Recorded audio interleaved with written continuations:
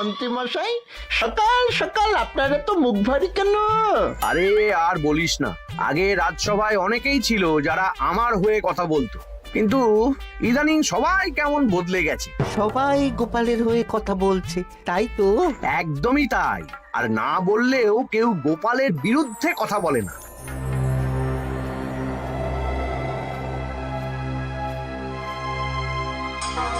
কি মন্ত্রী মশাই, আজকাল তো আমার কথা আর মনেই পড়ে না, ভুলে গেছেন নাকি? আরে না না ভগবান, তুমি হলে আমার তুরুপের তাস। ঠিক সময়ে ঠিক সুযোগ এলে তোমাকেই ডাকবো। একটু দেখবেন। হ্যাঁ, আরে নিশ্চয়ই নিশ্চয়ই। এই চলি রে, আবার রাজসভায় যেতে হবে।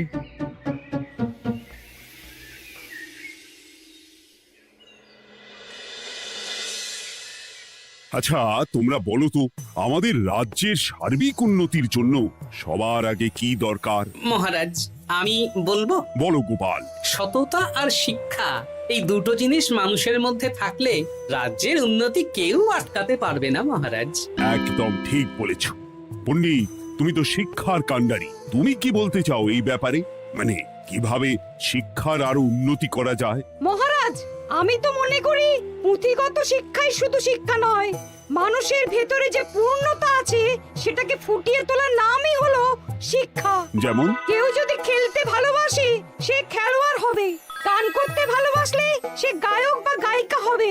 আমি প্রত্যেকের মধ্যে লুকিয়ে থাকা এই বিশেষ বিষয়গুলিকে তুলে ধরার জন্য কিছু করতে চাই। তা এটা করার জন্য কি দরকার? প্রথমত অর্থের প্রয়োজন।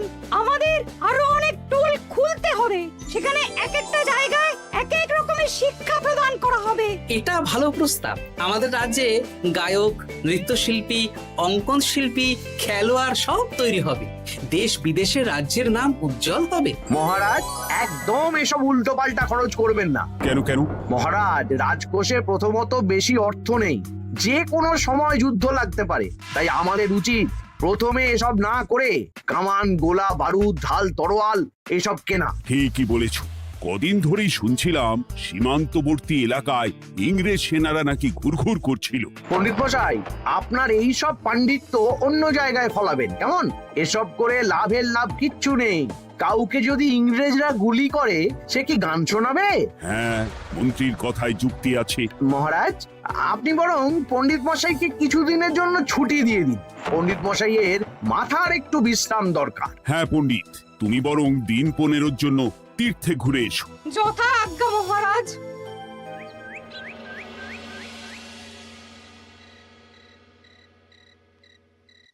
শোনো ভগবান, সকালেই তুমি কাজের কথা বলছিলে, আমি এমন ছক কষেছি কালকে থেকেই তোমার জন্য একটা ভালো বেতনের কাজ জোগাড় করে দেব। শুধু যা বেতন পাবে তার অর্ধেক আমাকে দিতে হবে, কেমন? রাজি রাজি। কি কাজ বলুন? শোনো, বাহ বাহ, দারুণ দারুণ, হয়ে যাবে কাজ।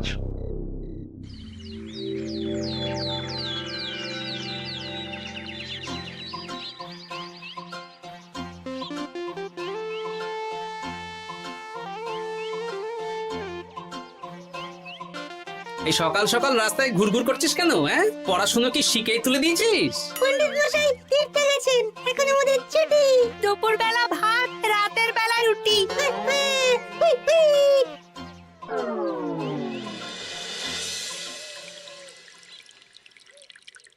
মহারাজ, গতকাল পণ্ডিতকে ছুটি দিলেন আর আজ পাঠশালার সব ছাত্রছাত্রী সকাল থেকে ঘুরঘুর করছে। এ কি, তাহলে তো মুশকিল। মুশকিল আসান করার রাস্তা আমার কাছে আছে মহারাজ। আমার সন্ধানে এমন একজন পণ্ডিত আছেন যিনি বহু ভাষাবিদ, অনেক পাণ্ডিত্য, দেশ বিদেশে শিক্ষাদান করেছেন। কিন্তু তাকে আমরা পাবো কোথায়? তিনি কৃষ্ণনগরে ঘুরতে এসেছেন, শুধু ওনাকে বেতনটা একটু বেশি দিতে হবে। এবং তিনি এই রাজ্যের যে কোনো মানুষের চেয়ে বেশি শিক্ষিত, তার পড়ানোর ধরনই আলাদা। সে কোথায়? আমি তাই ওনাকে আজকে রাজসভায় আসতে বলেছি। মহারাজ, আপনার সাথে একজন দেখা করতে এসেছেন। দেখুন মহারাজ, বলতে না বলতেই হাজির। ওনাকে ভিতরে আসতে বলো। আচ্ছা মহারাজ।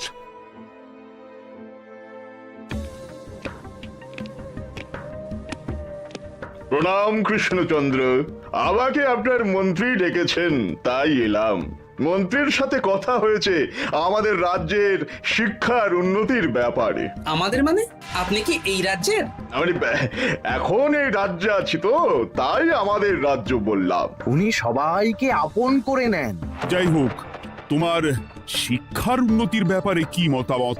মহারাজ, আমি এই রাজ্যের বিভিন্ন মোড়ের মাথায় টোল খুলতে চাই। তার জন্য অনেক অর্থের প্রয়োজন। তাতে কি উপকার হবে? ছাত্রদের জন্য তো নির্দিষ্ট পাঠশালা আছে। যখন শত্রুরা আক্রমণ করতে আসবে তখন তারা দেখবে রাস্তার মোড়ে মোড়ে টোল, মোড়ে মোড়ে টোল। তারা বুঝতে পারবে এখানে সবাই শিক্ষিত। আর শিক্ষিত লোককে ক্ষমতার অধীনে রাখা কঠিন, যুদ্ধে জিতলেও শাসন করা মুশকিল। কারণ অশিক্ষিতকে বোকা বানানো সহজ, কিন্তু শিক্ষিতকে বোকা বানানো কঠিন। নতুন পণ্ডিত একদম ঠিক কথা বলেছে। কোনো বাইরের রাজা বা শত্রু আক্রমণ করার আগে 5 বার ভাববে। এই সেরেছে। গতকালই মন্ত্রী বলছিল শিক্ষার দরকার নেই, অস্ত্র কিনুন, আর আজকেই শিক্ষার পক্ষে কথা বলছে। ব্যাপারটা কেমন সন্দেহজনক, নজর রাখতে হচ্ছে। বেশ, আমি তোমার এই শিক্ষা সম্প্রসারণের প্রস্তাবে রাজি। মন্ত্রী, তুমি এই প্রকল্প দেখভাল করবে। আচ্ছা, কত খরচ হতে পারে একটা হিসেব করে আমাকে জানিও, আমি দিয়ে দেব। আচ্ছা মহারাজ, আপাতত 500 মোহর দিয়ে রাখুন, পরে যা লাগবে বলে দেব। উফ, সকালে এক পত্তন বাজার, বিকেলে এক পত্তন বাজার, আর পারি না। আরে হাত চালাও, হাত চালাও। বাবা, কাজ শুরু হয়ে গেল। হ্যাঁ, আর ছাত্রদের পাঠশালার কাছে যেতে হবে না। পাঠশালা ছাত্রদের বাড়ির কাছে চলে আসছে। যেখানে সেখানে পাঠশালা। এই তো যেখানে সেখানে শিক্ষা। ঠিক বলেছো। আজ থেকে আমি আর নতুন পণ্ডিত চালু করছি। ধরো শিক্ষা, মারো পেরে। শিক্ষাকে ছাত্রছাত্রীদের মধ্যে গেঁথে দিতে হবে। এতদিন জানতাম ধরতক্তা মার পেরে, এখন বদলে যাবে। কিন্তু একটা পণ্ডিত এতগুলো পাঠশালা একা সামলাবে কি করে? খেপে খেপে। মানে সকাল 6টা থেকে 7টা একটা জায়গায়, পরে 7:30 থেকে 8:30 আরেকটা। এইভাবে বিভিন্ন জায়গায় পণ্ডিত ঘুরে ঘুরে শিক্ষাদান করবেন। না, ব্যাপারটার উপরে মহারাজকে নজর রাখতে বলতে হবে। মহারাজ, আমার মনে হয় এই পাঠশালায় আগামীকাল থেকে কেমন পড়াশোনা শুরু হবে, আপনার সেদিকে একটু নজর রাখা উচিত। হ্যাঁ, দেখি আগামীকাল সকাল সকাল বিভিন্ন পাঠশালায় গিয়ে নজর রাখবো। আর হ্যাঁ, আমাকে নতুন পণ্ডিত একটা তালিকা দিয়েছে, কোন পাঠশালায় কখন পড়াবে সেটার তালিকা। আমিও যাব আপনার সাথে।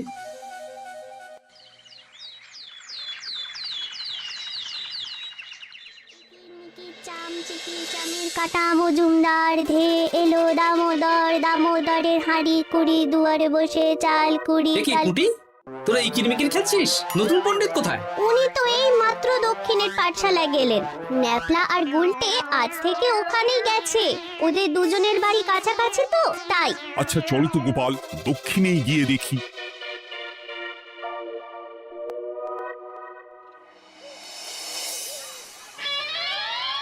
দেখি এখানেও তো নতুন পণ্ডিত নেই।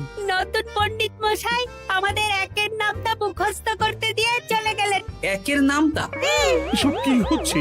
শিক্ষার নামে অর্থের জলাঞ্জলি মহারাজ। না, আজই রাজসভায় এর বিচার হবে। মন্ত্রী, আমি যা দেখলাম তাতে শিক্ষা তো কদিন পরে লাটে উঠবে। আমার এক ভাগ্নি তো আজ পাঠশালায় গিয়ে লুকোচুরি খেলেছে। নামমাত্র পড়াশুনো আর বাকি সময় খেলা, এভাবেই বয়ে গেল বেলা। মন্ত্রী, এই তোমার নতুন পণ্ডিতের দৌড়।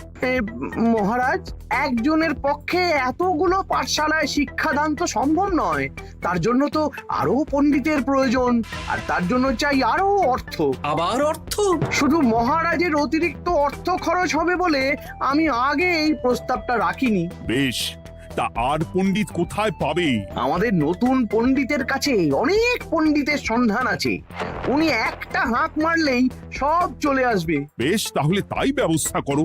এভাবে শিক্ষার অবনতি আমি চোখে দেখতে পারবো না। আরো 300 মোহর লাগবে। পেয়ে যাবে। উফ, এ তো দিনে দুপুরে ডাকাতি। ব্যাপারটা ধরতে হবে। কিছু একটা ঘোট তো আছেই। আর নতুন পণ্ডিতদের যদি কোথাও একটু থাকা খাওয়ার ব্যবস্থা করা যায় তাহলে ভালোই হয়। রাজবাড়ির অতিথিশালা তো আছেই, ওখানেই না হয় ব্যবস্থা করে দেব।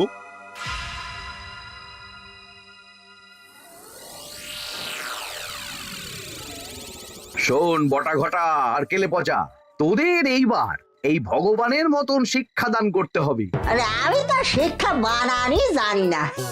সে না জানলেও হবে, শুধু দাড়ি গোফ লাগিয়ে নকল পণ্ডিত সেজে কালকে থেকে পাঠশালায় যেতে হবে। কাকে কোথায় যেতে হবে সব আমি বুঝিয়ে দেব। আচ্ছা,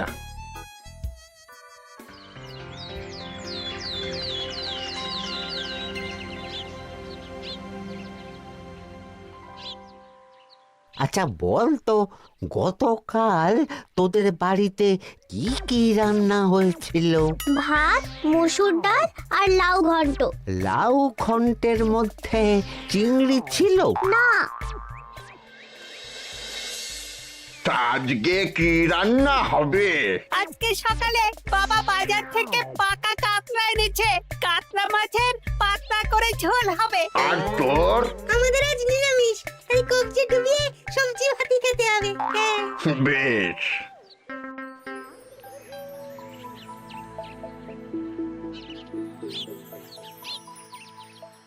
বল, আজকে তোরা কি কি শিখলি? আমি লাউ ঘন্ট। আমি সবজি ভাত। আমি কাতলা মাছ। কি বলছিস কি? আজকে তো পাঠশালায় এই সব আলোচনাই হয়েছে। এবারে ব্যাপারটা একেবারে সহ্য সীমার বাইরে চলে যাচ্ছে। দাদু, আমাদের আগের পণ্ডিত মশাই ভালো ছিলেন। উনি কোথায় চলে গেলেন? মন্ত্রী মশাই ছলে বলে কৌশলে ওনাকে তীর্থে পাঠিয়েছেন। না, এখন আমাকে মন্ত্রী মশাইয়ের উপরে নজর রাখতে হবে।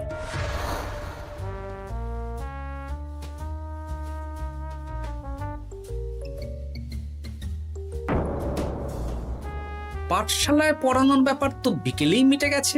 রাজবাড়ির অতিথিশালায় না গিয়ে নতুন পণ্ডিত মশাইরা এদিকে আবার কোথায় যাচ্ছেন? সাথে মন্ত্রীও আছেন, ব্যাপারটা নজর রাখতে হবে। তাড়াতাড়ি চল। চলুন চলুন। এদিকে তো বটা ঘটার বাড়ি, এদিকে মন্ত্রী মশাই কোথায় যাচ্ছেন?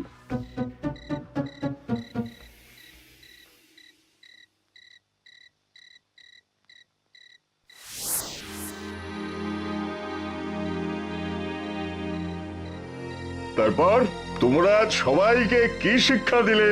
শিক্ষে সে আমাদের শিক্ষা নেই, চুরি করে দিন চলে। আমি কি করে শিক্ষা দেব? আরে ছাইপাশ দাড়ি গোঁফ থাকলে কি কুটকুট করে? যা বলেছিস বটা। আরে আরে আহারে করছিসটা কি? ভালো রোজগার পাতি কি তোদের সহ্য হচ্ছে না নাকি? ভগবানকে দেখ, সেই কবে থেকে দাড়ি গোঁফ লাগিয়ে পণ্ডিত মশাই সেজে আছেন। আমারও প্রথম দিন একটু সমস্যা হচ্ছিল, এখন সামলে নিয়েছি। আর আমাদের এই সব আলোচনা একদম করা উচিত না। বলছি মন্ত্রীমশাই, আমি কি শুধু এই পাঠশালাতেই পণ্ডিতের অভিনয় করব, নাকি রাজসভায় বসার সুযোগও পাবো? কালকেই এই ব্যাপারটা দেখছি। আগে তোমাকে রাজসভায় ঢোকাবো, তারপর এক এক করে বটা ঘটা কেলে পচা সব আমার দলের লোককে রাজসভায় ঢুকিয়ে নেব। আর রাজসভার বাকি সদস্যদের ফাঁকা করে দেবেন। একদম তাই। মহারাজ সহজ সরল মানুষ, এটাই একটা বড় সুবিধা।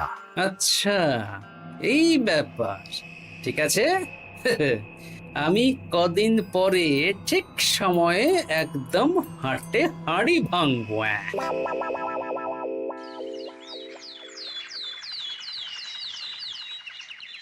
তাহলে মন্ত্রী, আর কোনো সমস্যা নেই তো? না না মহারাজ, এখন আর কোনো সমস্যা নেই। দেখবেন এই ধরশিক্ষা মারপের এক প্রকল্পের নাম চারিদিকে ছড়িয়ে পড়বে। আমার তো মনে হয় একটু পাঠশালাতে বিজ্ঞান নিয়েও আলোচনা করা উচিত। হবে হবে, সব হবে। এখনো সব বাচ্চারা অজ্ঞান হয়ে আছে। আগে শিক্ষায় জ্ঞান ফিরুক, তারপরে না হয় বিজ্ঞান নিয়ে আলোচনা করবে। বিজ্ঞানী তো প্রস্তাবটা খারাপ রাখেনি। তুমি কি বেশি বোঝো? তাহলে তুমিই তো বিজ্ঞান শেখাতে পারো। আমি কবিরাজি শিক্ষা দান করতে পারবো। তোমার কবিরাজি শিখতে কেউ রাজি নয়, চুপ থাকো। আহ, দেখাই যাক না বাচ্চারা কেমন শিক্ষা লাভ করে। মহারাজ, বলছি কি, আমাদের পণ্ডিতের আসনটা তো ফাঁকাই পড়ে আছে। এখন যখন নতুন পণ্ডিত এসেই গেছেন, তাহলে ওই জায়গায় ওই তো বসতে পারে। কিন্তু পণ্ডিত তো তীর্থে গেছে, অবশ্য কদিন পরেই ফিরে আসবে। ও আসুক, তারপর না হয় আলোচনা করে একটা সিদ্ধান্ত নেব। পণ্ডিত মশাই না হয় এসে পুজো পাঠটাই করুক, কিন্তু রাজসভা এরকম ফাঁকা থাকলে কেমন একটা লাগে। বেশ, তাহলে তাই হোক। কালকে থেকে নতুন পণ্ডিত আমাদের পুরনো পণ্ডিতের জায়গায় বসবে। এইভাবে রাজসভা ফাঁকা করে যেতে হবে, তাহলে একদিন সবাই আমার পক্ষেই কথা বলবে, আর শেষে রাজাকেই সরিয়ে দেব।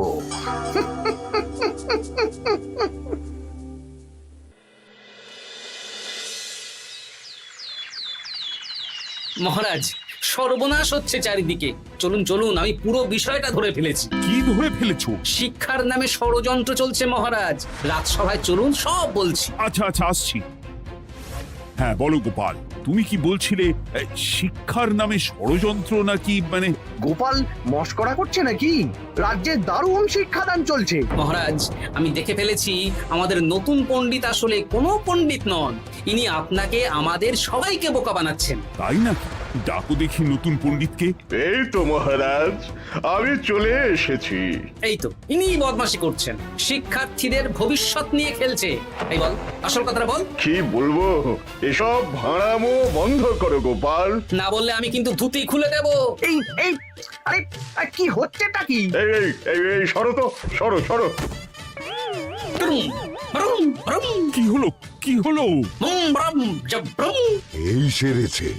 গোপাল এসব কি বলছে? বলুন। ভুল বকছে কেন? ব্রুম, ব্রুম, গোপাল, তোমার কি হলো গো? কি বলছো তুমি? আমার কাছে বৈদ্য, তুমি একটু দেখো তো গোপাল ঠিক আছে তো? এই যে নতুন পণ্ডিত, তুমি তো অনেক ভাষা জানো, তুমি বুঝতে পারছো? মহারাজ, আমি দেখছি গোপালের মনে হয় বিশ্রামের প্রয়োজন। এই এই, তোমরা কয়েকজন মিলে গোপালকে রাজবাড়ির অন্দর মহলে নিয়ে চলো। চলুন, আমি যাচ্ছি। ওহো, গোপালের কি হলো? মাথায় লেগে গেল? ভাষা চলে গেল? সব এই নতুন পণ্ডিতের জন্য।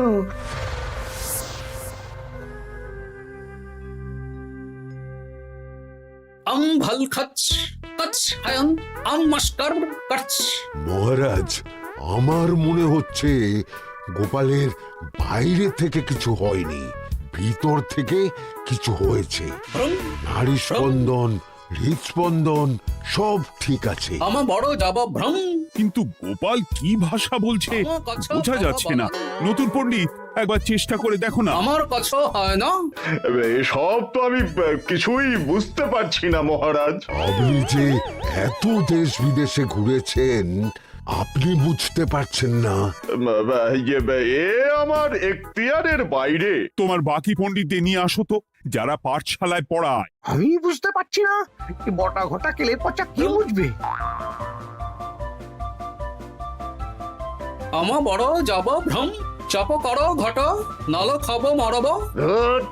কিছুই তো বুঝতে পারছি না। রাজসভায় কাউকে না দেখতে পেয়ে এখানে এলাম। ওই তো আমাদের পুরনো পণ্ডিত চলে এসেছে। শুনলাম গোপালের নাকি কি হয়েছে। এই পণ্ডিত, তুমি দেখো তো গোপালের নতুন ভাষা উদ্ধার করতে পারো কিনা। কি গোপাল, তুমি কি ভাষায় কথা বলছো? আমার মতর ভাষ কত বলো।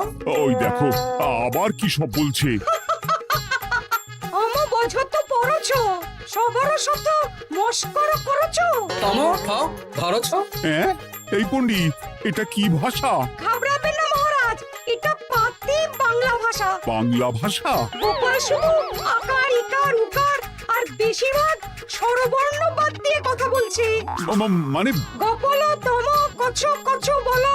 আমার নাম গোপাল ভর। মহারাজ, গোপাল বলল আমার নাম গোপাল ভর। আমার অত বকন মহারাজ। এর মধ্যে আকার ইকার উকার এসব বসিয়ে দেখুন তো কি হয়। আমার নাম গোপাল ভাঁড়। আমার নাম গোপাল ভাঁড়। অত, আমি অত, বকা বোকা, নই মহারাজ। মহারাজ, আমি অত বোকা নই মহারাজ। এই তো সুন্দর ধরে ফেলেছেন। কি কেমন দিলাম? দেখলে আমাদের রাজ্যে মন্ত্রী ধরে আনা পণ্ডিতের পাণ্ডিত্য। সব এক একটা গাধা। হ্যাঁ, এ কি ভগবান, বটা ঘটা কেলে পচা। মহারাজ, এখান থেকে কি বুঝতে পারলেন? কি?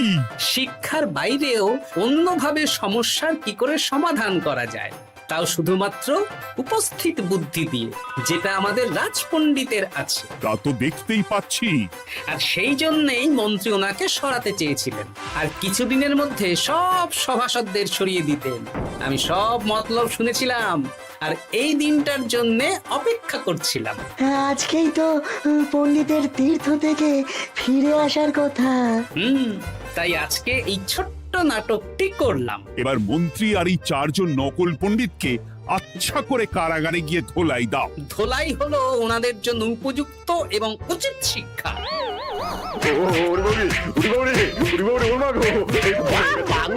বাবা গো, ভুল হয়ে গেছে গো।